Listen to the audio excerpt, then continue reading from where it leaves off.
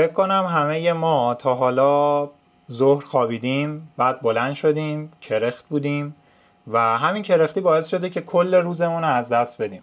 خیلی جالبه که این کرختی کلاً توی زندگی اتفاق میفته. ما نمونه کرختی رو توی فصل‌ها اگه بخوایم در موردش صحبت بکنیم، میتونیم در مورد فصل پاییز و فصل زمستون صحبت بکنیم. و این کرختی دقیقاً توی کار ما هم اتفاق میفته. من یادم اوایل کارم بود، تقریباً شروع به کار کرده بودم، خیلی انرژی داشتم، خیلی دوست داشتم که همه چی خوب پیش بره، تلاش میکردم، پیش میرفتم. وقتی منفی به سمتم میومد ادامه میدادم. اون شور و اشتیاق درون من زنده بود تا رسیدم به یک رنکی که اون اوایل کار میشه گفت که هدف من بود. و وقتی به اون رنک رسیدم، اولین کرختی دوچارش شدم. خیلی قشنگ ذهنم اومد وسط، گفت که خب تو تلاشتو کردی دیگه، وایسا و جشن رسیدن به این رنکو بگیر. و من اون موقع گفتم که خب خوبه دیگه، الان وقت اینه که یه حداقل 1 ماهی استراحت کنم، مثل همون کرختی بعد از ظهر. میگی که خب حالا بلند شدیم یه چایی فعلا بخوریم تا ویندوزمون به قول خودمون بیاد بالا و بقیه شب رو بخوایم بگذرونیم.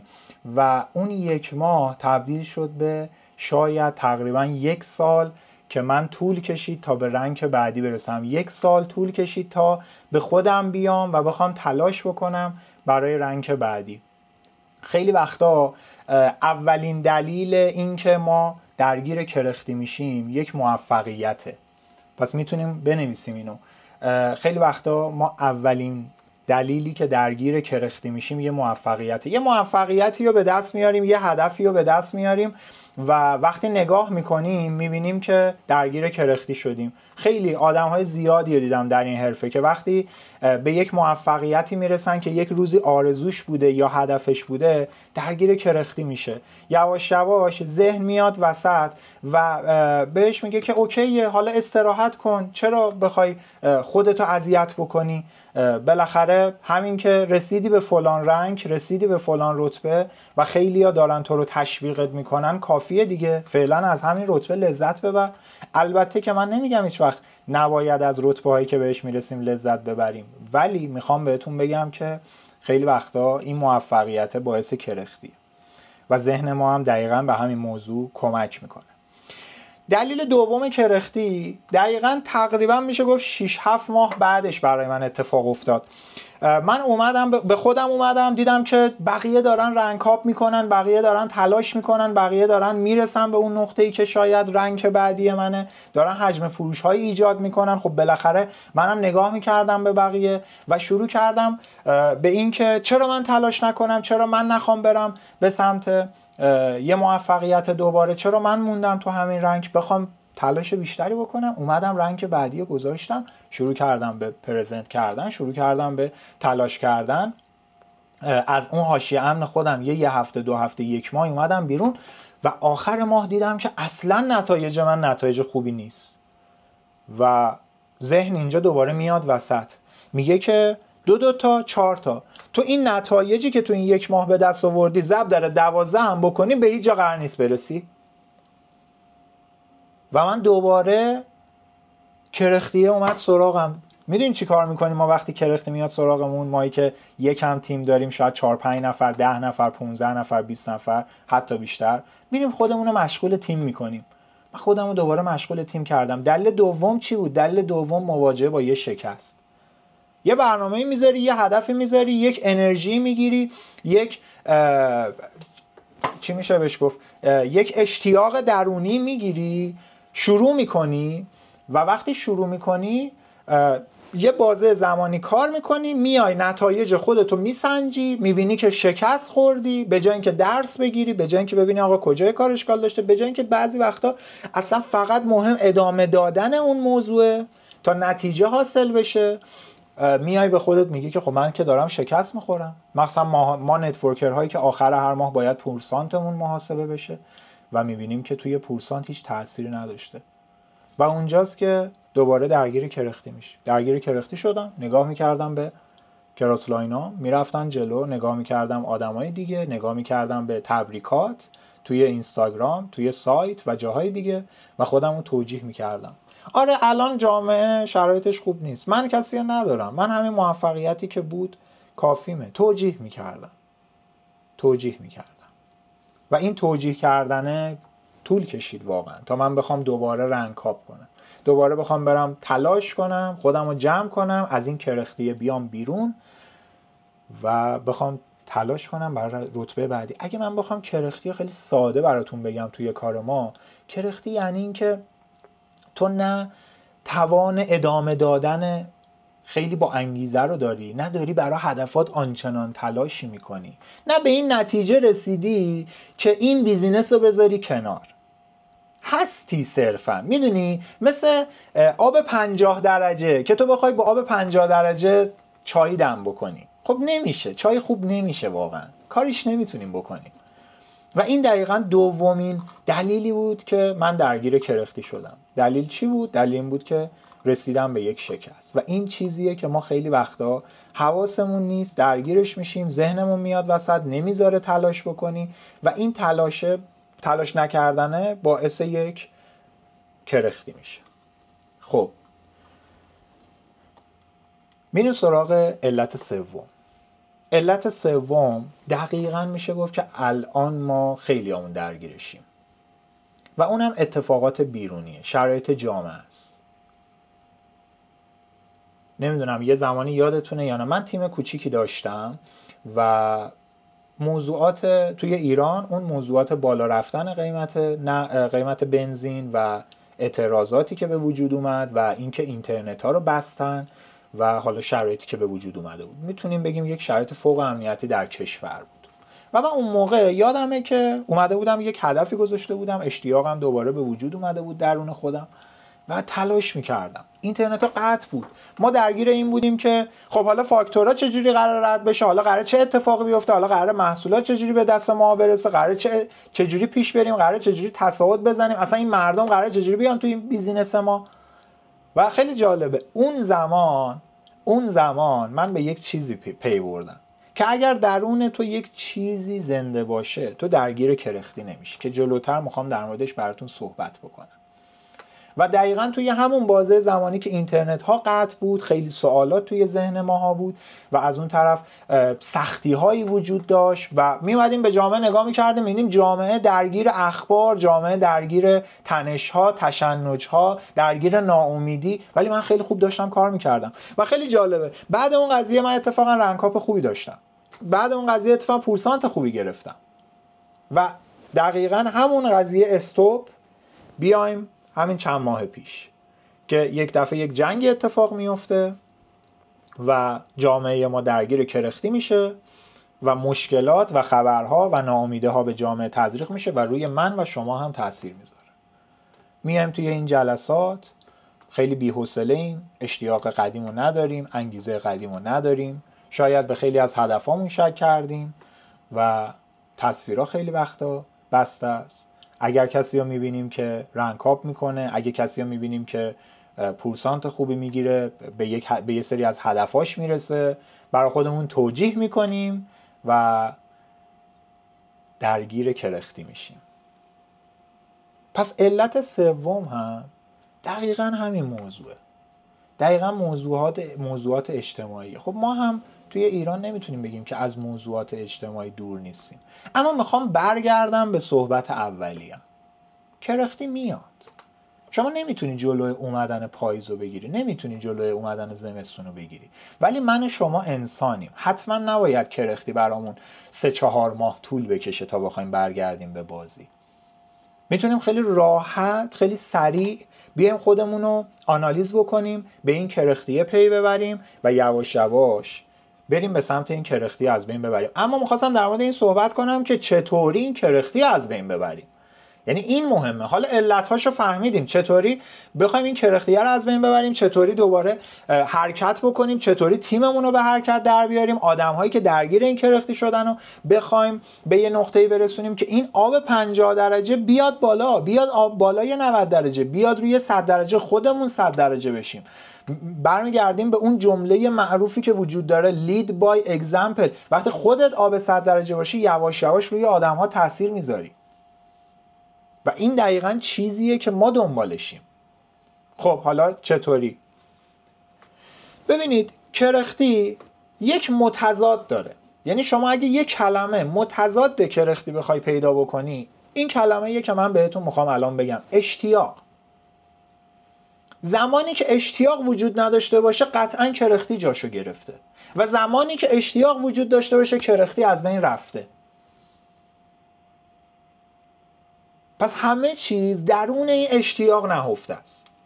من بعد این جریانات 12 روزه‌ای که اتفاق افتاد خیلی درگیر اخبار شده بودم و وقتی میادم به خودم نگاه میکردم میدم جلسات با تصویر بسته اکثرا دارم شرکت میکنم، خیلی حال و حوصله ندارم. اگر کسی داره تلاش میکنه تو ذهن خودم دارم برای خودم بهونه میارم، سعی میکنم فقط صرفا روزمو بگذرونم، حالا یه درآمدی هم جاریه خدا رو شکر. بعد یه جا به خودم اومدم دیدم درگیر کرختی شدم، گفتم خب باید چیکار بکنم؟ باید اشتیاقو درون خودم به وجود بیارم.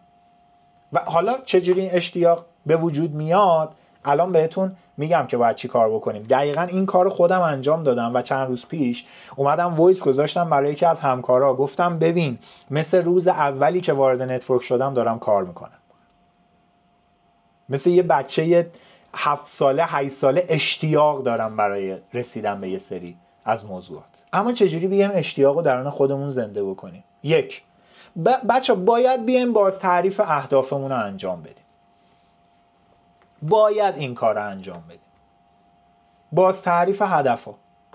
ببینید انسان بدون هدف هیچ معنایی در زندگیش وجود نداره. هیچ معنایی. اصلا نمیشه. اون آدمی که خودکشی میکنه میرسه به نقطه‌ای که هدفی براش وجود نداره. اون آدمی که اعتیاد داره و اعتیادشو ترک میکنه هدفی براش به وجود میاد که از اون اعتیاد میتونه دست بکشه. پس اینجا هدف واقعا اهمیت بالایی داره برای من و شما. شاید باید بیایم هدفمون رو بزرگتر بکنیم، شاید باید بیایم هدفمون رو کوچیک‌تر باید بیایم اصلا هدفمون رو تغییر بدیم. شاید اصلا الان من ذهنم هدفهای مالی با این شرایط خیلی نمیپذیره. باید بیام هدفام مثلا بذارم روی این که آدمهای بیشتری توی سازمان من به درآمد فلان برسن. شاید الان ذهن من رنگ کاپو نمیتونه قبول بکنه، این که من برم به رنگ بعدی برسم. شاید اصلا تازه به یه رنگی رسیدم و رنگ بعدی برای من خیلی دوره. من باید بیام روی یه سری چیزهای دیگه تمرکز بکنم و این یه چیزیه که مختص شماست. شاید در مورد آزادی باید باشه، شاید در مورد کمک به دیگران باید باشه، شاید در مورد خانواده باید باشه، شاید در مورد یه سفر باید باشه. من نمیدونم، شما میدونی. باید بیای هدفاتو باز تعریف بکنی. و اینجا میخوام یه نکته بهت بگم، در 99% اوقات ممکنه ما به اون هدفها نرسیم، اما هدف برای جهت دادن به من و شماست. این دقیقاً گارد ذهنی خود من بوده قدیم. هدف نذار چون تو بهش نمیرسی. در صورت که آدم بی هدف به هیچ جا نمیرسه. آدم بی هدف اشتیاقی نداره. وای رنگ بعدی خیلی دوره، برات هدفو نذار. اشتباهه. اتفاقا میذاریم که جهت پیدا بکنیم. و اصلا هدف برای جهت دادنه. ممکنه خیلی وقتا هم برسیم ولی هدف برای جهت دادنه، برای ایجاد اشتیاقه. ببین کوچکترین کاری که هدف درون تو میکنه اینه که اشتیاق تو رو دوباره فعال میکنه و ما دنبال این اشتیاقیم. ما دنبال چیز دیگه ای نیستیم. حقیقتا ما دنبال اینیم که از این کرختی در بیایم. ما دنبال اینیم که با انرژی روزمون شروع بکنیم، با انرژی بریم سر جلسات، با انرژی توی جلسات حامی ها شرکت بکنیم، با انرژی بریم فالوآپ بکنیم، با انرژی پیگیری بکنیم، با انرژی آموزش بدیم. نه اینکه یک نفر بشینه تو مغز من و شما و وقتی داریم میریم سر آموزش بگیم که خب اینم قرار نیست تو این شرایط کار بکنه. این نشونه ای از کرختی است. اون موقع که ذهن تو همش داره منفی‌ها رو به تو میگه. یه جایی باید یکم برگردی به چرایی خودت نگاه بکنی. ما یه چرایی اولیه داریم که وارد این حرفه میشیم. چرا وارد این حرفه میشیم؟ میخوایم پول در بیاریم. ولی یه چرایی ثانویه داریم. چرا میمونیم تو این حرفه؟ برو ببین چرا موندی تو این حرفه. برای چی میخوای تلاش کنی؟ اون روزهای سختی که قدیم گذروندی برای چی بود؟ چی شد که اون روزهای سخت گذروندی؟ اون روزی که رفتی برای اولین بار نشنیدی و حالت خیلی بد بود چی شد؟ چرا برگشتی به بازی؟ چه اتفاقی درون تو افتاد؟ پس این چرایی توه و باید دوباره چرایی مرور بکنی. قسمت دوم چجوری از کرختی بیایم بیرون. نکته دوم در مورد جمعه. ببینید دوستان، هیچ کسی در تنهایی خودش حریف خودش نمیشه. هیچ کسی در تنهایی خودش حریف خودش نمیشه. این واقعیته. من وقتی تو تنهایی خودمم تعریفم از سختی خیلی زیاده، ولی وقتی میرم تو یک جمعی، جمع با انرژیا، جمع آدمای هدفمند، جمعی که دارن برای یه هدفی تلاش میکنن، اصلا تعریفم از سختی کوچیک‌تر میشه. سینرژی باعث میشه من اشتیاق درون خودم به وجود بیاد. چند بار تا شده قبل جلسه هفتگی یا قبل یک ایونت بزرگ به ناامیدی مطلق رسیده بودیم. مثلا اوایل کار، من یادمه اون اوایل کار میرفتم به 4 نفر تو هفته معرفی میکردم، پرزنت میکردم، جوابمو نمیدادم، بلاکم میکردن، نمیخریدن ازم. قبل جلسه هفتگی پیش خودم میگفتم من باید برم تو این جلسه هفتگی و به آپلاینم بگم دیگه نمیخوام کار کنم. و وقتی میرفتم سر جلسه هفتگی تموم که میشد، با یه انرژی برمیگشتم که میرفتم با آدما دوباره معرفی میکردم. البته این که فقط تمرکز داشته باشیم روی عامل‌های بیرونی درست نیست، ولی اشتیاقو درون خودت به وجود بیار و حالا برو توی جمع‌هایی که انگیزه بتونی بگیری. چرا همش توی جمع‌هایی باشی که انرژی منفی به تو وارد بشه؟ برو توی جمعی که موتورت روشن بشه. بعدش باید حرکت‌های روزانه ست کنی. سومین چیز که تو رو از کرختی در بیاره، باید حرکت‌های روزانه ست کنی. ببین یه واقعیتیه، خیلی از آدمای موفق واقعا روزهایی بوده که هیچ انرژی نداشتن، خیلی هم انگیزه نداشتن، ولی به خاطر اشتیاق درونیشون رفتن سر کار، ولی به خاطر اشتیاق درونیشون رفتن راهشون رو ادامه دادن، ولی به خاطر اشتیاق درونیشون تلاش کردن. و تو باید برمیگردیم به بحث DMO. باید بری آموزش DMO رو ببینی و DMO برای خودت داشته باشی. عملکرد روزانه. باید زمانهایی اختصاص بدی به دعوت کردن، به پیگیری کردن، به چک کردن فروش ها، به اقدام برای فروش، به اقدام برای ورودی گرفتن، و این هیچ وقت در نتورک قرار نیست برای تو تموم بشه. پس سومین نکته که از کرختی بتونیم بیایم بیرون اینه که حرکت های کوچیک روزانه داشته باشیم. چهارمی که به نظر من خیلی مهمه و آدم هایی که کاملگرا هستن اینو ازش رد میشن، مرور موفقیت های گذشته. دوست عزیز من، الان هر جایگاهی که داری قطعاً یک روزی آرزوی یه نفر بوده، حتی ممکنه آرزوی خودت باشه. میدونی خیلی ها توی هفته اول نتورکشون از این بیزینس میرن بیرون، خیلی ها اولین فروش رو تجربه نمی کنن، خیلی ها اولین ورودی رو تجربه نمی کنن و میرن بیرون، خیلی ها اولین رنکاپ رو تجربه نمی کنن، خیلی ها اولین درآمد نتورک مارکتینگ رو تجربه نمی کنن و میرن بیرون. موفقیت های خودتو باید بشماری. شاید همون یه فروش در هفته برای خودت هم موفقیته. بابا دمت گرم. میگه 80% آدما در روز در نتورک مارکتینگ اصلا اقدامی ندارن. اگه اقدام داری دمت گرم.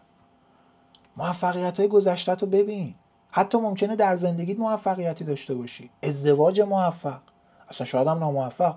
اصلا ببین یه چیزی بهت بگم، میدونی قدر بدن سالمو کی میدونه؟ کسی که بدنش ناسالمه. حتما نباید به جایگاهی برسیم که چیزی نداشته باشیم که قدر چیزی که امروز داریم رو بدونیم. 2 نفر درون سازمانت هست، قدرشون رو بدون. مرور موفقیت‌های گذشته. و پنجمین چیز این که باید به ذهن تغذیه برسونید. دوست عزیز من، روزانه کتاب بخون، روزانه پادکست گوش بده. الان توی یوتیوب خیلی زیاد شده. ببین ذهن ما مثل یه باغه و اگر من بذر مثبت درش نکارم پر از علف هرز میشه. این یه واقعیت، مخصوصا در جامعه‌ای که ما وجود داریم و داریم زندگی میکنیم که ناخودآگاه آدم‌ها پیگیر اخبار منفی بیشتری هستن. ناخودآگاه چالش‌های اجتماعی بیشتره. نشستی یهویی برق میره، ذهنت به هم میریزه، میری بیرون با سوپریا سر کوچه میخوای صحبت بکنی، شروع میکنه به ناله کردن. آقا برق رفته، من چند وقته کسب و کارم نمیصرفه، فلان بیسار. و ناخودآگاه این ذهن تو وقتی شب میخوای بخوابی نگاه میکنی که میبینی منفی اندر منفی شده و تو انگیزه‌ای نداری، اشتیاقی نداری بخوای فردا تلاش بکنی و شاید اصلا یه نصف روز باید خودتو جمع کنی ولی اگه صبح بلند شدی 10 صفحه کتاب بخونی، یه پادکست انگیزشی گوش بدی، یه پادکست مثبت گوش بدی، هم ایده هایی میاد تو ذهن تو که چجوری تلاش کنی که به اون جایگاهی که میخوای برسی، و هم از اون طرف میای نگاه میکنی میبینی که باعث شده تو مثبت بشی، باعث شده روی آدمهای دیگه تاثیر مثبت بذاری. من میخوام یه داستانی براتون بگم و صحبتمو تموم بکنم. یه وزنه‌برداری به اسم آلبرتو توی کلمبیا 11 سالگی میفهمه که استعدادش توی وزنه‌برداریه و میره شروع میکنه تلاش کردن. در سن 21 سالگی اولین المپیکش توی آتن سال 2024 میره روی صحنه، وزنه میزنه، پنجم میشه. خب بالاخره اولین المپیک پنجم شدن از کلمبیا، از یه خانواده فقیر، خیلی افتخار خوبه. میره 4 سال تلاش میکنه، سال 2008 برمیگرده، 25 سال سنش شده و از شانس بدش قبل المپیک دچار آسیب دیدگی گردن و نخاع میشه. با وجود آسیب میره روی سن، وزنه میزنه ولی نمیتونه وزنه رو بلند کنه، هیچ کدوم از وزنه رو، و یه آبروریزی به وجود میاد. میشینه روی صحنه گریه میکنه و مسابقه رو ترک میکنه. پزشکا بهش میگن ببین بدون جراحی ممکنه تو فلج بشی، تو الان دیگه باید بری به سمت بازنشستگی شدن. چند سالگی؟ 25 سالگی. میگه نه من میخوام ادامه بدم. بدون جراحی سال 2012 میاد روی استیج، 29 سالش شده، وزنش رفته بالا، 62 کیلو شده و تو وزن بالاتری داره وزنه میزنه، اما باعث میشه که مدال نقره رو کسب کنه. آدمی که بهش گفته بودن تو دیگه نمیتونی ادامه بدی، مدال نقره رو کسب کنه. میدونی چرا دارم اینو بهت میگم؟ چون درون خودش اشتیاق به وجود آورده و توی سن 33 سالگی میاد توی المپیک ریو سال 2016 دوباره تو همون 62 کیلوگرم وزنه بلند میکنه و این بار مدال طلا رو کسب میکنه و میشینه گریه میکنه و اعلام بازنشستگی میکنه همونجا. و همیشه یه جمله طلایی داره، میگه که نذار آخرین کلمه تو شکست باشه. همین امروز بریم ببینید که آیا خودتون درگیر کرختی هستید؟ با راهکارهایی که بهتون دادم کرختی از بین ببریم. ببینید چه کسانی درون تیمتون درگیر کرختی ان، بهشون راهکار بدین. ولی یه نکته رو حواستون باشه، نه خودتون رو سرزنش کنید نه اون آدم‌ها رو. کرختی میاد و میره و شما این که اون کرختی ها از بین میبرید. به خودتون باور داشته باشید.